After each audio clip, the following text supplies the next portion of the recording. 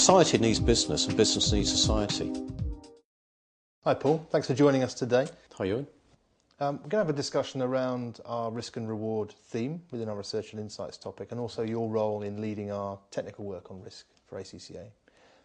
Why in particular is risk a topic of interest for ACCA at the moment? I think it's of particular relevance now, importance, because risk is just everywhere. Just think about it. We've had a financial crisis. We look as if we might be, at least in the Western world, be entering into a new recession. Don't want to sound too cheerful about that, but there are concerns about population, global warming, climate change, quite apart from how to manage a business. So risk is everywhere, and it is of vital importance. And I think that there's a growing awareness now about the importance of getting risk right, but also just how difficult that is. Absolutely. It seems to be high up on the corporate agenda for local and global businesses alike, small and large.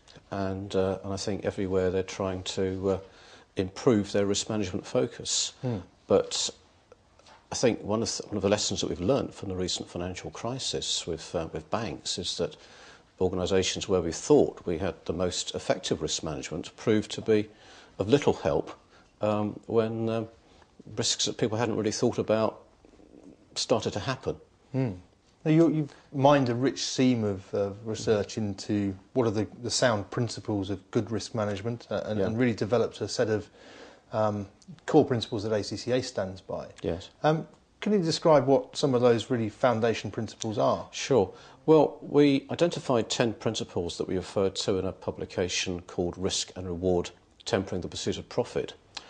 I can't remember what each of those is, but the key thing really is to be clear about what the business model is, to understand the culture of the organisation and to know how the culture of that organisation supports the achievement of the business model, know what's going on around you, and hopefully having the right sort of ethical practices and values in place to support the achievement of that business model. Now, none of that is about what we would think of traditionally as risk management. I think our perceptions of risk have changed in recent years, but mainly because of the crisis, the economic difficulties, but not only that. What were the problems that led us to the crisis that maybe a more fundamental understanding of risk and a more fundamental management of risk might have avoided? Keep it fairly brief. The biggest problem that I think we can now be fairly clear about, having been unearthed by the financial crisis, was the problem of incentives. And with Enron, we learnt the lessons of how incentives to maximise bonuses and so on can bring about behaviour that isn't supportive to the long-term health of an organisation. We probably didn't learn the lessons properly then. Whether we'll learn them properly now, I don't know. But I think part of our role at ACCA is to try and help ensure that at least people get to think about those lessons. Whether or not they learn from them is up to them. Do you sense from your discussions with senior accountants and others, both regulators and those in practice, that we are beginning to embed better behaviour? Well, I think it's too soon to say. I think from talking to people, I think there is now a really big awareness, or growing awareness, that there are some fundamental problems with our, the usual approach to managing risk, and that something's missing. And I think there's a general recognition now that is about behaviour. It's involved with people. You must remember that you can have great systems that can be wrecked by people, and you can have awful systems, but with good people, that they will make sure that the right things happen. So fundamentally, it's all about people. What I think we need to develop is ways in which we can understand better why people do what they do. And it's a key issue for people running organisations. Ought to be. Amazingly, it seems it hasn't been.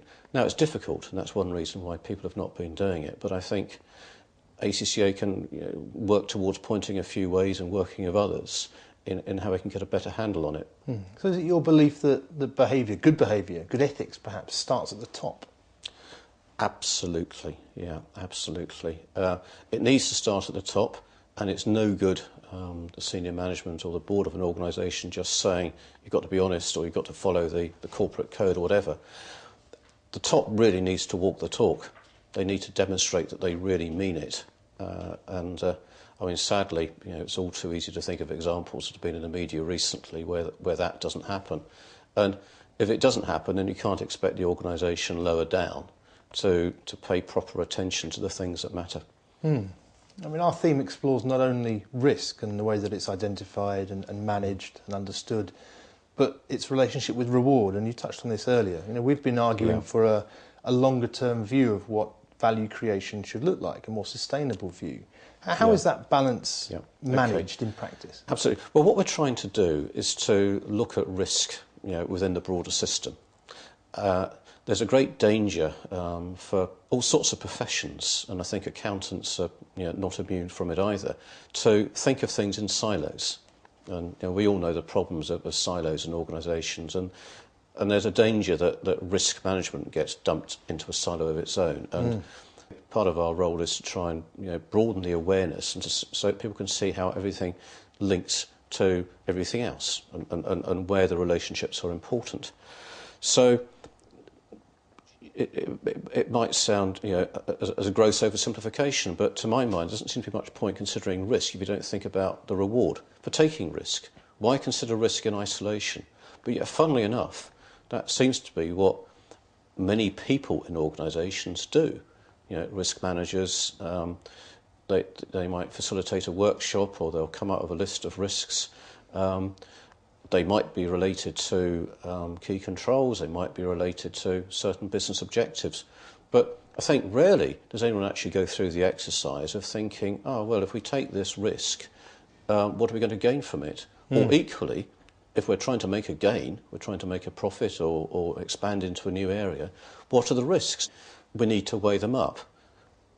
Sadly, it's not quite as simple as that may seem, because there can be lots of rewards that we're after, and there can be lots of risks, and the whole thing, it's not a linear thing by any means, but it's a start, to looking at it more broadly.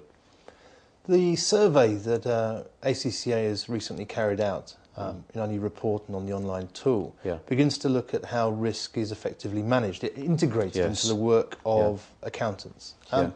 What's the role of CFOs and their departments in bringing effective risk management to bear, away from that layer of risk management that has appeared beneath the board? The wonderful thing about this survey, and I'm really excited about it, and I look forward to finding out what reaction we get from people around the world to it, but it shines a light on what it is that the accounting function does that is actually a vital part of risk management, but yet it's not something that most people would think of as risk management. And probably if you ask most accountants, are you involved in risk management, then most of them would probably say no, although many of them do actually move on to risk management functions in organisations or internal audit or something like that. But in actual fact, what accountants do is basically provide support to those within organisations to help them make better decisions. And making better decisions involves probably less risky decisions. So it's actually implicit in what we do as accountants. And what this survey does is shine a light on how it does that and how we can probably do more in that role, and also how that can contribute to trying to reduce some of the incidences of rather dysfunctional behaviours that we tend to see in organisations at times. Absolutely. I think there's a real role for ACCA to play there in developing the profession of tomorrow, in making sure that we produce risk-aware accountants in whatever their role. If you ask most accountants and if you ask most CFOs and you say, do you have a role in management of risk? And say, yes, of course. But if you actually ask them what that role is, they probably scratch their head a bit, and they probably talk about how they contribute to the development of a risk register, or how they contribute at board meetings to assessing risks in relation to strategic objectives or operational matters and so on. But they probably wouldn't have thought that the basic function that for which they're responsible, that management accounting, budgetary control, forecasting and other decision support areas, is actually a fundamental aspect of risk management. And if you didn't have that in place, then risk management would be a lot the worse for it. And you could even say that we probably had good risk management, or accountants contributed to good risk management before anyone had actually thought of doing risk management. I mean, ACCA, we're on a path towards highlighting that essential role that accountants play. Do we think we're doing enough to get it across to our members and to the profession at large? Well, are we doing enough? Well, we're just starting. But as far as I know, I'm not aware of any other accounting body which has done this. I think there's actually a groundbreaking survey, which it's kind of one of those aha moments that hopefully people will think when they see, oh my goodness, I didn't think of accountants as contributing to risk management. They're not risk managers, but they do help in managing risk. And it's not something you read about in the consultation documents that the great and the good have put out in response to the financial crisis. No one's really thought about the role of accountants in all this. To some extent, accountants are the unsung heroes, and hopefully what this survey is doing is shining a light on that, and will actually create an opportunity for accountants to contribute more effectively than before, as hopefully other people get to actually understand the true significance of what they're doing. Absolutely. Our data does seem to show that accountants want to get into that, to enhance their role and to undertake the kind of practices that are considered good practice out there in the market. What can we do to encourage that? Really, it's by broadcasting the results as widely as we can, getting engagements with, I suppose the key figures to get engagement with, besides our members and chief financial officers, it's getting engagement with the CEOs of organisations, and I would imagine that they will be quite receptive to this. But also I think executive directors and audit committees, so that audit committees which tend to be charged these days with looking at risk management, if audit committees will see actually there's a bigger picture to risk management than purely the information that's fed up by risk management people and so on, and actually see how the financial accounting work and management accounting work and the work that the finance function generally does contributes to managing risk, so that you get a better picture of what risk looks like and how risk is managed. And this is something which in ACCA we've been calling on for a few years, and since we wrote a paper, Corporate Governance and the Credit Crunch, where we said that boards really need to get a kind of a map, an assurance map as to how risk is being managed. Well, accountants are very much part of that assurance map, possibly a part that we hadn't even realised ourselves was there until just recently. And your work is supported by the new global forum that we have set up. Do you want to describe a little bit about that particular forum and the role that it will play in developing us? Certainly. Well, the new forum, it's an exciting development for us, and the membership will comprise people with experience and interest in the areas of governance, risk and performance throughout the world, and making use of ACCA's very considerable geographical spread around the world.